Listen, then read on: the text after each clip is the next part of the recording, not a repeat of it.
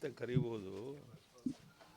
ಈ ಸಾರಿ ಮೀಟಿಂಗಲ್ಲಿ ಪ್ರಧಾನಿಯವರು ಇರ್ಬೋದು ಅಂತ ಕಾಣುತ್ತೆ. ಅದಕ್ಕೋಸ್ಕರ ಒಂದಿನ ಮುಂದಾಕಿರ್ಬೋದು. ಅದಕ್ಕೋಸ್ಕರ ಇವತ್ತು ನಾನು ಬೆಂಗಳೂರಿಗೆ ಹೋಗ್ತಾ ಇದ್ದೀನಿ. ಯಾವಾಗ ಕರೀತಾರೆ ಅವಾಗ ಡೆಲ್ಲಿಗೆ ಹೋಗ್ತೀವಿ. ಮತ್ತು ಈಶ್ವರಪ್ಪನ ಮಗನ ಬಗ್ಗೆ ನಾವು ಶಕ್ತಿ ಮೀರಿ ಪ್ರಾಮಾಣಿಕ ಪ್ರಯತ್ನ ಮಾಡ್ತಾಯಿದ್ದೀವಿ. ಈಗಲೂ ಕಾಲ ಮಿಂಚಿಲ್ಲ. ಅವ್ರಿಗೆ ನಾನು ರಿಕ್ವೆಸ್ಟ್ ಮಾಡ್ಕೊತೀನಿ. ಅವ್ರು ಬಂದರೆ ನಾನೇ ಅವ್ರ ಜೊತೆ ಕರ್ಕೊಂಡು ಅಮಿತ್ ಶಾ ಜೊತೆ ಮಾತಾಡಿಸ್ತೀನಿ. ನಮ್ಮ ಮಗನಿಗೆ ಸೀಟ್ ಕೊಡ್ಸೋಕ್ಕೆ ಏನು ಬೇಕೋ ನನ್ನಿಂದ ಆಗೋಲ್ಲ ಪ್ರಾಮಾಣಿಕ ಪ್ರಯತ್ನ ನಾನು ಮಾಡೋಕ್ಕೆ ಸಿದ್ಧ ಇದ್ದೇನೆ.